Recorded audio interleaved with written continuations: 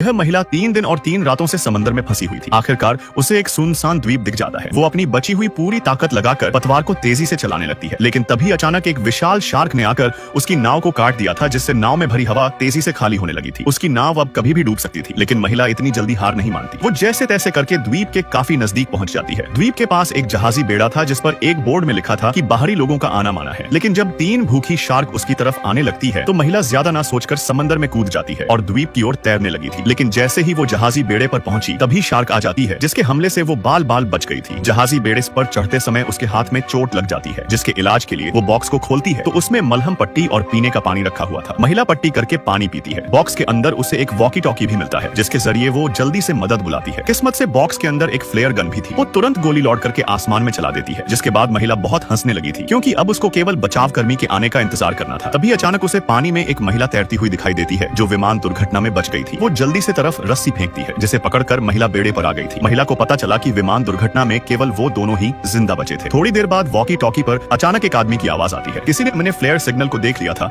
इसलिए वो तुरंत द्वीप की तरफ आ रहे थे। महिला ने जानकारी में बताया कि उनके आसपास भूखी शार्क भी दे रही है, इसलिए बचाव करने आए। पागल लोग पहले शार्क से निपटने का फैसला करते हैं, लेकिन जैसे ही एक बड़ी शार्क आकर उनकी नाव पर टक्कर मारती है तो एक आदमी गलती से पानी में गिर जाता है। साथी ने उसको खींचने के लिए जैसे ही हाथ बढ़ाया तभी शार्क आकर उसका हाथ खा जाती है, जिसे देख दोनों महिलाएं डर गई थी। शार्क ने दोनों बचाव कर्मियों को मार गिराया था, जिससे महिलाओं को बचाने का रास्ता अब खत्म हो जाता है। लेकिन उनके पास अभी भी उम्मीद की एक किरण थी। बचाव कर्मी की नाव समंदर में अकेली तैर रही थी। दोनों महिलाओं को शार्क से बचकर नाव पर पहुंचना था, लेकिन इन खूंखार शार्क से बचना खतरे से खाली नहीं था, इसलिए दोनों मिलकर एक योजना बनाते हैं। साथ ही महिला पानी में कूदकर शार्क को आकर्षित करती है और जैसे ही वो उसके नजदीक आई तो साथी तुरंत जहाजी बेड़े पर चढ़ जाती है और रस्सी से बंधा हुआ बड़ा पत्थर शार्क के ऊपर गिरा देती है, जिससे एक शार्क तो निपट चुकी थी, लेकिन खतरा अभी टला नहीं था। 2 शार्क अभी भी जिंदा थी। तभी साथी महिला को पानी में एक भाला दिखता है। वो उसे लेने के लिए पानी में कूदने को तैयार हो जाती है। उसके कूदते ही पानी के छींटों ने शार्क का ध्यान खींच लिया था। शार्क के नजदीक आने से पहले महिला को भाला लेकर जहाजी बेड़े पर चढ़ना था, लेकिन शार्क काफी तेज थी। वो जैसे ही नजदीक आती है तभी दूसरी महिला ने चाकू से उसे पर हमला कर दिया था, लेकिन उस बीच शार्क साथी महिला पर हमला करने में कामयाब हो गई थी और ज्यादा खून बहने से साथी की मौत हो जाती है। साथी की मौत ने महिला को तोड़कर रख दिया था, इसलिए वो शार्क से बदला लेने का फैसला कर लेती है। वो भाला उठाकर बॉक्स से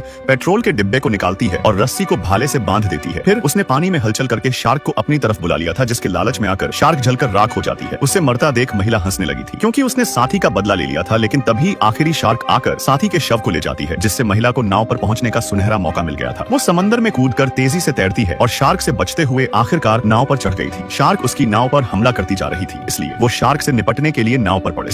ऑक्सीजन टैंक पर एक खंजर बांधकर उससे शार्क पर हमला कर दिया था। तेज प्रेशर से टैंक ने शार्क का भेजा उड़ा दिया था, जिससे खतरा टल जाता है। यह देख महिला राहत से हंस पड़ी थी। यह लड़का डॉल्फिन को खिलाने के लिए एक छोटी मछली पानी में फेंकता है, लेकिन डॉल्फिन मछली को खाती नहीं बल्कि वापस लड़के को सौंप देती है। लड़का उसे खाने का इशारा करता है तो डॉल्फिन ने सिर हिलाकर अपना मुंह खोल दिया था, जिससे लड़का घबराता हुआ मछली को उसके मुंह के अंदर डाल देता है, जिससे डॉल्फिन खुशी से पानी को उछालने लगी थी। जब कोई नहीं देख रहा था तो लड़का डॉल्फिन को छूने के लिए धीरे से हाथ बढ़ाता है और डॉल्फिन भी उसको छूकर आनंद हो उठी थी। जब लड़का वहां से जाने लगा तो डॉल्फिन उदास हो जाती है, क्योंकि वो लड़के को बहुत पसंद करती थी। दरअसल एक दिन पहले जब लड़का एक्वेरियम में चुपके से घुसा था तो पहली बार अचानक डॉल्फिन को नजदीक से देखकर डर गया था और जब भागने लगा तो जिज्ञासावश रुककर कांच के पास डॉल्फिन को देखने लगता है, जिससे वो आकर्षित होकर अगले दिन एक्वेरियम में शो देखने पहुंच गया था। लेकिन डॉल्फिन वहां पर नहीं थी, क्योंकि वो बहुत हिंसक थी, जिसको कोई नहीं संभाल सकता था। लड़का निराश होकर जब हारमोनिका बजाने लगता है तो उसे सुनकर डॉल्फिन खुश हो जाती है। वो तैरकर लड़के के पास आती है, जिससे उत्साहित होकर लड़का रात को चुपके से एक्वेरियम में घुसकर हारमोनिका बजाने लगा था। डॉल्फिन उसकी धुन से आकर्षित होकर कूदने लगती है, लेकिन तभी गार्ड के जागने से जब लड़का भागने लगा तो वो फिसलकर पूल में गिर जाता है और बेहोश होने से पानी में डूबने लगा था। तभी बड़ी डॉल्फिन मुंह खोलकर लड़के को पकड़ लेती है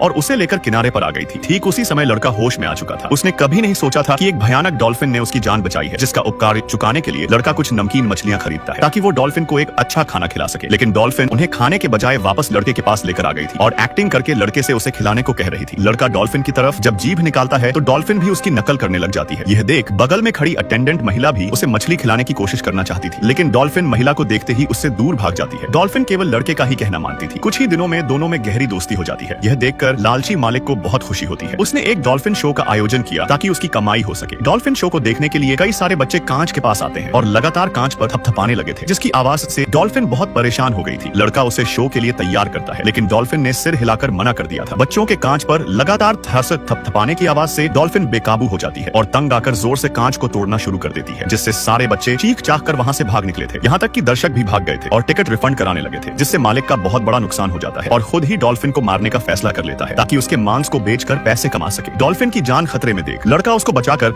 वापस समंदर में छोड़ने का फैसला कर लेता है। ड्राइवर पहले से ही नीच मालिक से नफरत करता था, इसलिए वो लड़के की मदद करने के लिए तुरंत राजी हो जाता है। दोनों ने क्रेन लाकर डॉल्फिन को बड़ी मेहनत से ट्रक पर चढ़ा दिया था। इसके बाद वो लोग समंदर की ओर चल पड़े थे, लेकिन लंबे समय तक पानी से दूर रहने पर डॉल्फिन का शरीर सूखने लगा था। पूरे रास्ते में लड़का उसको सहलाता और दिलासा देता रहता है। आखिरकार वो जल्द ही समंदर किनारे पहुंच जाते हैं, लेकिन तभी लालची मालिक भी वहां पर आ गए थे और डॉल्फिन को खींचने की कोशिश करते हैं, लेकिन ड्राइवर ने गाड़ी को सीधा समंदर में ले जाकर डॉल्फिन को खुला छोड़ दिया था, जिसमें डॉल्फिन धीरे धीरे तैरकर दूर जा रही थी। लड़का तेजी से दौड़कर डॉल्फिन को इशारा करता है और किनारे पर आकर डॉल्फिन से अंतिम विदाई लेता है। लड़का अपना दुख दबाकर चट्टान पर चढ़ गया था और इशारा करने लगा था। उसके इशारों को डॉल्फिन समझ जाती है और पानी से छलांग लगा देती है। यह नजारा देख मालिक तो दंग रह गया था और पछतावा होने लगा था कि वो इतने प्यारे जानवर को मारने वाला था। वो अब समझ चुका था कि असल में जानवर डरावने नहीं होते बल्कि इंसान होते हैं।